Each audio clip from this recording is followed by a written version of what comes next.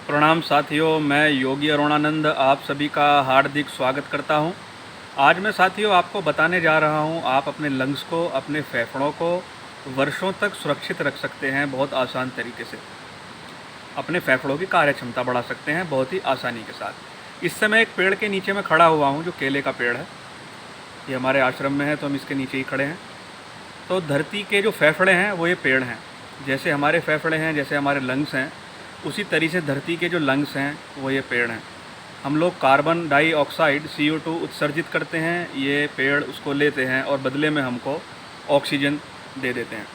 साथियों, जहाँ पर बहुत ज़्यादा मात्रा में पेड़ होते हैं वहाँ पर पॉल्यूशन की संख्या, पॉल्यूटेड जो मैटर्स होते हैं जो वायु को प्रदूषित करते हैं, बहुत कम मात्रा में पाए जाते हैं। क्योंकि जो पेड़ों की पत्तियाँ होती हैं उसके अंदर स्टोमेटा नाम की एक इकाई होती है। स्टोमेटा क्या करती है, वायु से कार्बन समेत जो तमाम पॉल्यूटेड मैटर्स होते हैं उनको सोख लेती है, अर्थात उनको अंदर ग्रहण कर लेती है।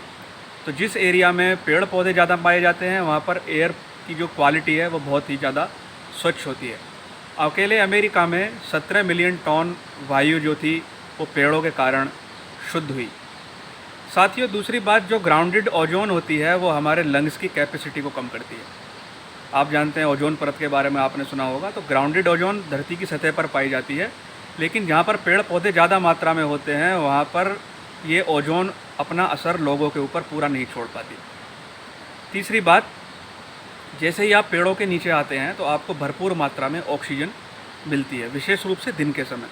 आपने देखा होगा जब आप किसी पहाड़ी एरिया में जाते हैं या किसी जंगल के एरिया में जाते हैं तो आपको ऐसा लगेगा कि आप सांस ले नहीं रहे, सांस ऑटोमेटिक आपके अंदर जा रही है, यानी कि फ्रीली सांस ले पाते हैं। ऐसा लगता है कि हमारे फेफड़े खुल गए हैं। क्यों? क्योंकि जो ट्रीज़ का जो स्ट्रक्चर है और जो हमारी ब्रोंकी हैं, हमारे फेफड़े का जो एयरवेज है वो एक जैसा है। फेफड़े की जो ब्रोंकी हैं, अंदर का जो एयरवेज है, और जो पेड़ों की टहनियाँ हैं, उनका स्ट्रक्चर आप देखेंगे दोनों का एक जैसा ही मिलेगा। तो अगर आपको फेफड़े स्वस्थ बनाने हैं तो जहाँ भी आपको जंगल जैसा एरिया मिले, कोई ऐसा पार्क मिले जहाँ पर पेड़ ज़्यादा मात्रा में है, वहाँ पर जाकर बैठिए और गहरे लंबे 5 से 6 श्वसन कीजिए। क्योंकि पेड़ों के नीचे बैठने से आपका मूड भी बेटर होगा। एक शोध हुआ था जिसमें बताया गया था जो मरीज़ अस्पतालों में थे और उनकी खिड़की से पेड़ दिखाई देते थे, वो जल्दी फास्ट रिकवर हुए, बशर्ते उन लोगों के जो लोग ऐसी जगह पर थे जहाँ पर पेड़ कम थे। यानी कि पेड़ों को देखने मात्र से आपकी हीलिंग पावर बढ़ जाती है।